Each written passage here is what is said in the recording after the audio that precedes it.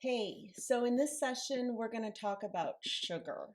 And I know that that's something that we're often very resistant to, especially when you just took the huge step to kick alcohol to the curb and to take control of your life.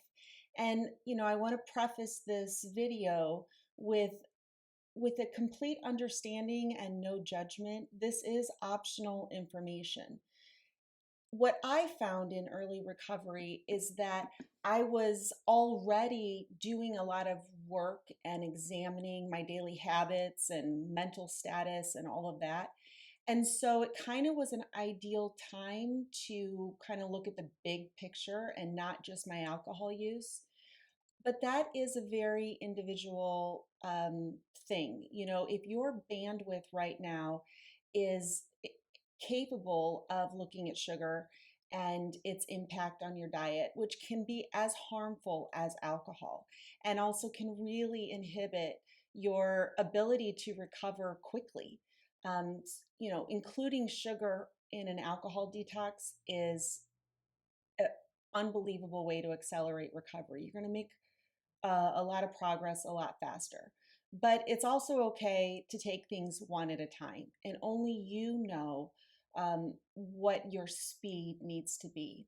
So I'm including this information as completely optional as you're moving through this course. And if you want to take the time and learn about this, and as long as you're kind of sitting in Suckville, just go ahead and jump off and clean it all up, because you're going to get farther faster, then that's why I'm including it in this information. Again, there's no judgment at all.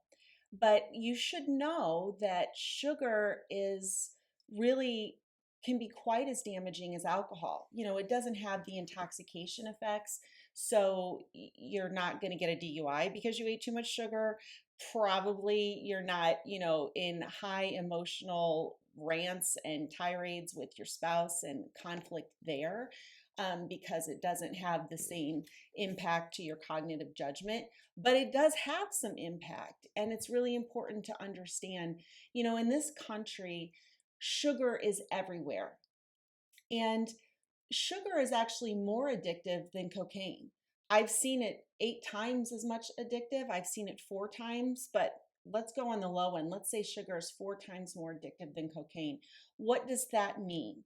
That means when the scientists in their little white lab coats are doing their research experiments, that rats will work 4 to 8 times longer trying to push the button and push the lever to get the sugar. They'll give up sooner with cocaine addiction and keep going with the sugar. So that's really indicative of how much our brain craves sugar. And the problem in our culture is that we don't have to work to get sugar. In fact, we have to work to avoid it. Sugar is in everything. I still, after 10 years of being a highly informed, plant based, all natural, whole foods person, I still get caught. Just last week, my girls wanted some yogurt, and I picked up some plant, like a coconut milk or an almond milk or something, some sort of yogurt, and I just grabbed it and put it in the cart. Did not even look at it. I got home, and my 5 ounce container of yogurt, which is healthy, it's in the right packaging, and anybody that's healthy is like, oh, that's a good choice. It's dairy free. But that 5 ounce container had 18 grams of sugar. There's 4 grams of sugar per teaspoon. So you're talking almost 5 teaspoons. If I put that in a baggie, it takes up like a third, it's just pure sugar. And so it's really hard for us to avoid sugar. It's in our ketchup. It's in our spaghetti sauce. So I'm not even talking about candy bars and lollipops. I'm talking about just trying to eat normal food. You can easily exceed the healthy level of sugar that you're supposed to get in a day. As women, we're supposed to eat less than 6 teaspoons a day. Most Americans get 4 to 5 times that much. Men, it's a little higher, just under 9 teaspoons. but it's everywhere, and it's really wreaking havoc on our brains, on our gut health, um, on our organs, on our heart health, all of it. It's a real problem. So let's get into a little bit of what the problems are. Um, First of all, like alcohol, sugar triggers a dopamine release. And if you're eating the high fructose corn syrup, sugar, you are getting way jacked up. High fructose corn syrup is analogous to regular sugar as crack cocaine is to coca tea leaves. So it's highly, highly concentrated and it's addictive. So it's stimulating those high levels of dopamine, and dopamine is the feel good pleasure chemical. Dopamine is not just a pleasure chemical. I often think of pleasure also as having a sense of satisfaction, but dopamine actually induces more cravings. It's a reward, so you continually want more of that reward. So sugar is a high reward behavior, especially high concentrated forms, and it creates an addiction. So also like alcohol, you have an initial high, so you feel good. Maybe you're even feeling more focused, but then it drops you on your ass, and that also feeds into the cycle because you get really low and you want to pick me up to try to get back to baseline. So it creates a cycle that is very hard to escape, and you just get caught in that. Your brain is telling you you need more sugar. Um, Sugar is very stressful on the body, just like alcohol. It reduces our immune system, it alters our gut flora. And this can be a problem when we go to get off of sugar. We go through a detox period because the bacteria and yeasts that are in our gut that are being fed by that sugar and actually creating cravings for more. It's not just our brain, it's the bacteria and yeast in our gut that are wanting to be fed. Every species of bacteria and yeast feed on a certain thing. So whatever you continually put into your body, that's the population that you're feeding and growing. So if you suddenly cut sugar, you're going to experience a lot of cravings and perhaps gut imbalance. You might be bloated or have diarrhea or constipation or things like that as the negative populations die off, and then hopefully you're feeding the healthy populations with good fiber and good protein, and it takes time for them to repopulate your gut. So it's a process, it's a turnover process, and it can take time. And pathogenic bacteria and yeast also produce toxic byproducts that impact our brain and mess with our brain chemicals. They inhibit serotonin and dopamine. And so it really alters our mood. Just like alcohol, you think you're partying and having a good time, but if you look at the big picture overall, your mood and negativity is really a problem. Similar to alcohol addiction, in order to find the motivation to change, you have to kind of first understand that sugar is a problem. So let's look at the signs that sugar is a problem. First of all, you may have increased hunger overall and weight gain. You may have irritable moods or mood swings. You may have overall lower energy and fatigue, especially in the afternoon or early evening. You may notice that natural foods don't taste as sweet.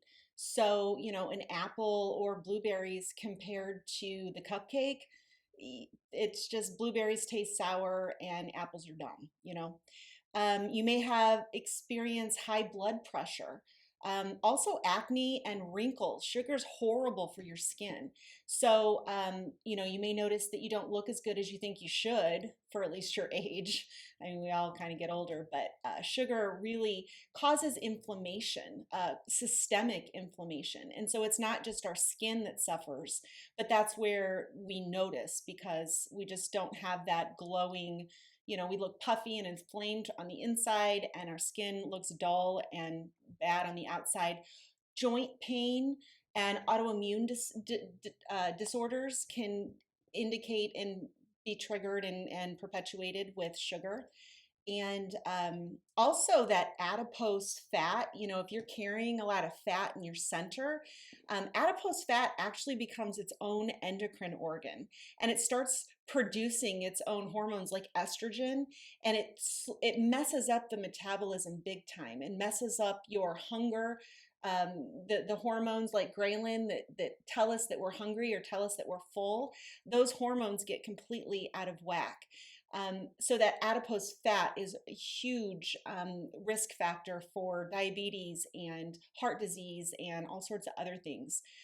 You may notice that you have sleep problems.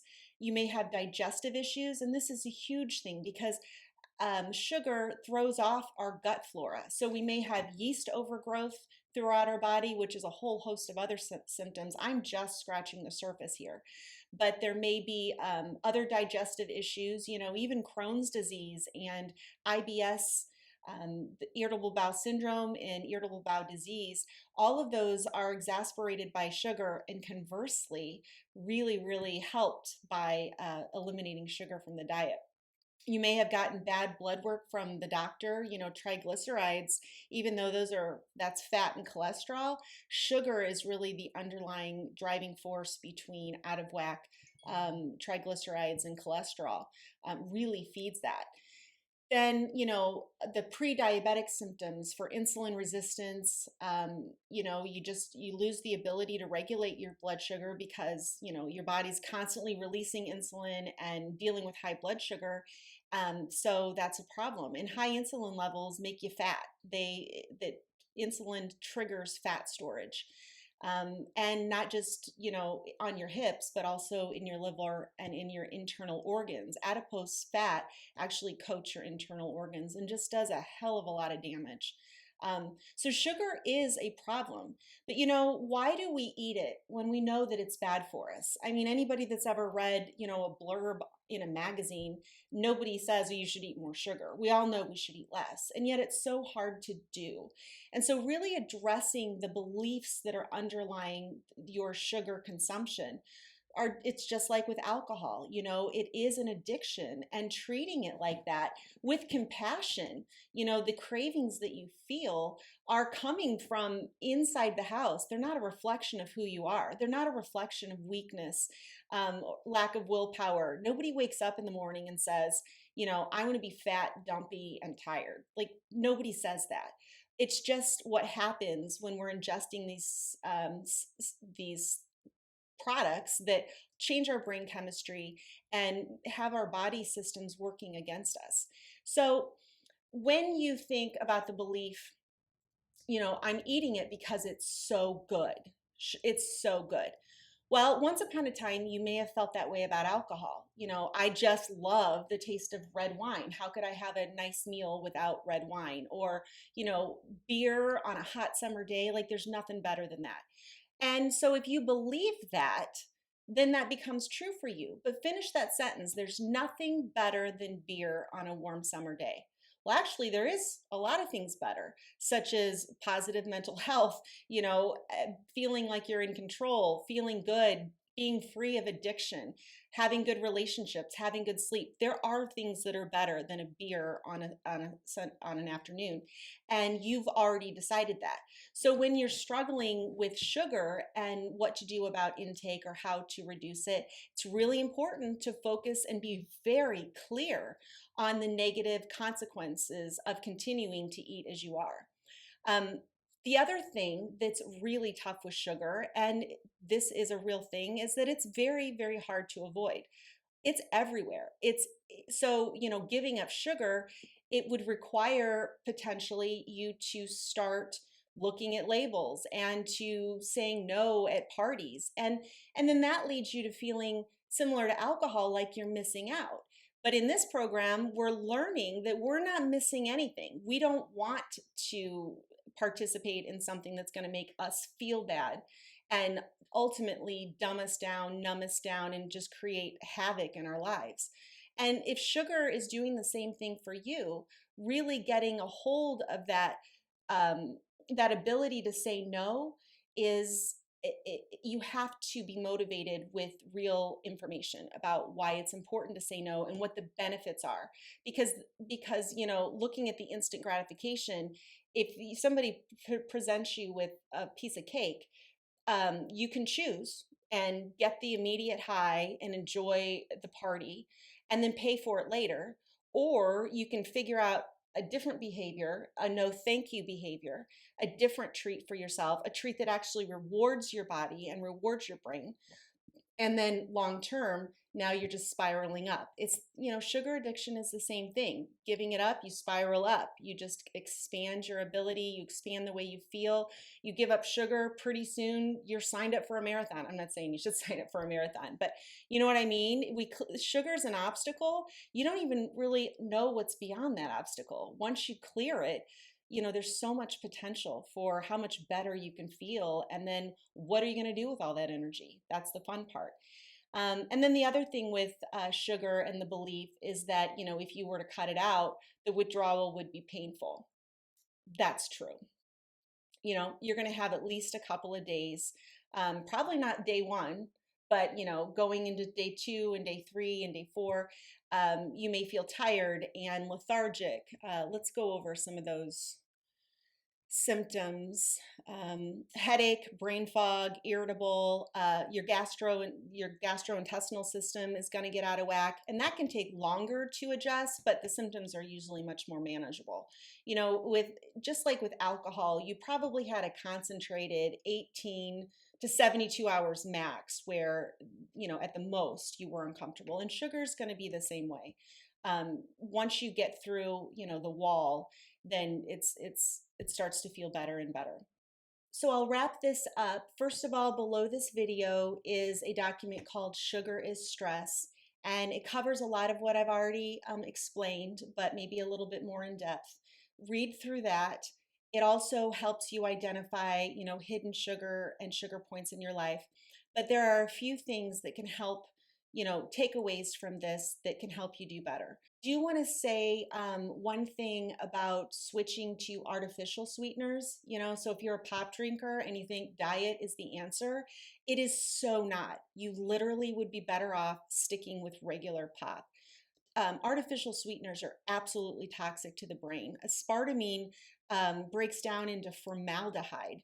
It can cause visual, like some pilots aren't even allowed to fly if they've had a Diet Coke, so it's right up there with alcohol. They don't let people fly planes after they've drank it. Also, artificial sweeteners, I'm talking aspartame, saccharin, things like that, they mess with your metabolism. And even though you're getting 0 calories, it's total bullshit. 0-calorie foods do not have zero impact on the body. So, if you have to drink a 0-calorie Diet Coke or just drink the damn Coke, that actually is better for you. In fact, there's a huge nurses study of hundreds of thousands of people, and it showed that the more diet pop that the women drink in the study, the fatter they are in 5 years. So it absolutely doesn't work. Not only does the actual sweetener itself have toxic chemicals and it's just really bad, but it also increases appetite. So, you think you're avoiding the sugar, but in fact, you're making it more difficult to resist sugar in other places, natural sugars. You crave carbs and you end up storing more fat. So artificial sweeteners are not the way to go. Now, there is good news. There are some options. My favorite option when I do sweeten things, which honestly, the more you don't use sugar, the more it just tastes so concentrated. I love fruit, and even some fruit these days, like red grapes, if they're super sweet, like to me, they're like crack, nature's crack. So the less you eat sugar, the less it will even taste good. It just starts to taste so intense. But my favorite is stevia, and I get a little. There's a liquid stevia that, if I want to sweeten my coffee, which I don't drink coffee right now, and when I do, I use a little bit of dairy. And if it's party or I'm traveling and I want to have something special, I'll put a little stevia in with my almond milk creamer, and it just sweetens it. And then I add some cinnamon and stuff. But stevia from Trader Joe's can sweeten things. And then when you're baking, below this, I actually have I think 8 of my favorite recipes that I have worked on and developed for years. And I use dates, medjool dates. And so when you make them, it's not hard to make. You just throw the dates in a blender and then you substitute sugar. And I have the recipes for you. But then, you're getting natural sugar and the body is able to process, there is some fructose, but it's balanced with glucose and it's also got minerals and vitamins. My desserts double as protein and energy bars. So check those out and try different things. But when you bake, you can sweeten with bananas and dates and apples, all sorts of things. So there are so many options. Life is so much sweeter when you're not poisoning yourself with, unnatural sugars. And one thing, a takeaway would be that I don't ever think about sugar because I don't eat a lot of processed food. I'm not putting my hand in bags and boxes for most of my food. So you don't ever need to worry about natural sugars. Don't worry about the sugar in the fruit.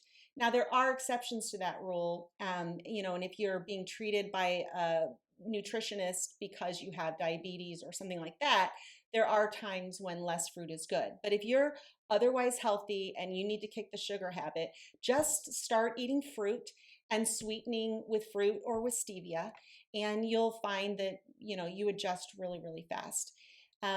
When I purchase things at the store, I actually have 5 rules, the 5 rules of 5 that go for processed food. So if I am buying something in a box or a bag, I look at the label and it's got to have 5 ingredients or less, 5 or more grams of fiber, because fiber blunts the absorption of sugar. That's how nature designed it, is it put sugar in with the fiber, so it slows it all down, doesn't spike your blood sugar.